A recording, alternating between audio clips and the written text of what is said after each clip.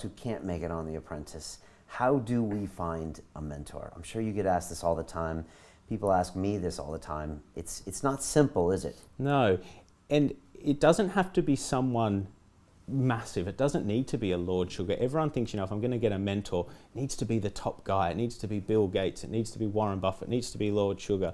I'm very fortunate that my mentor is Lord Sugar, but I just get as much out of speaking with my dad. You need to find people that inspire you, that you're passionate about dealing with personally, and that you can have long, comfortable conversations with and be really open and honest with.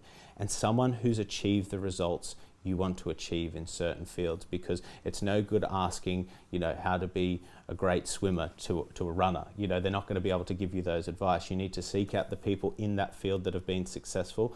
And I find a lot of people, you can go to talks. For example, if you want to be in digital marketing and you go to a digital marketing expo, a lot of people that speak on stage, that give out the information, are very good mentors. So as long as you're hanging out in industry relative environments, seek out the best people in those places. And what do you bring to the table as a mentee? So many people, especially in their 20s, they think to themselves, what would I have to offer? You're in the extreme case. Why would Lord Sugar want to spend time with me? I'm a 26-year-old guy from, the backwoods of Australia. Yeah. What do you tell people when they tell you things like that? Well, first of all, I'm hungry. I'm hungrier than anyone else my age to be successful, and I work damn hard. 2, I was working within my industry in digital marketing and had a business plan for my own digital marketing business. Lord Sugar doesn't know anything about digital marketing. So here's a young guy who's hungry to create a business, who's already working in the industry and has a business plan for the exact same business.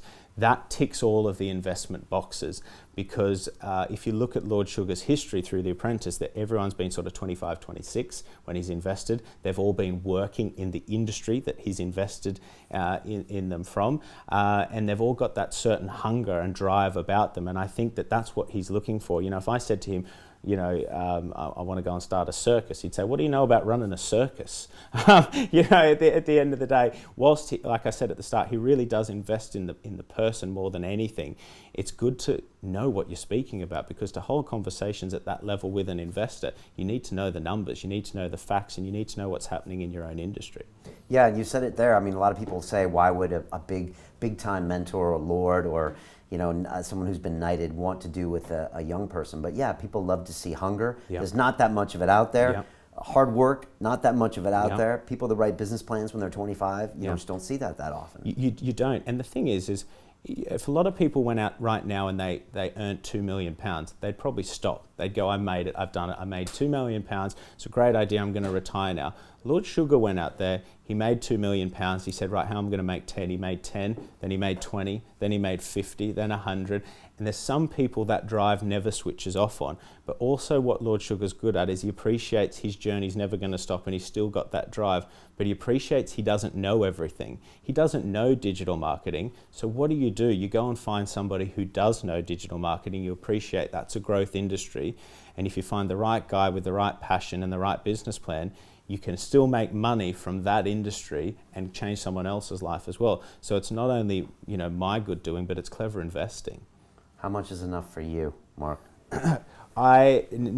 Never enough, because I don't have a number. I've earned more money in the last year than I ever have, and it doesn't feel like my life's changed at all, because I've got so much more I want to achieve. I've got so much more I want to grow, and it's not about money for me. It's about the legacy that I leave behind.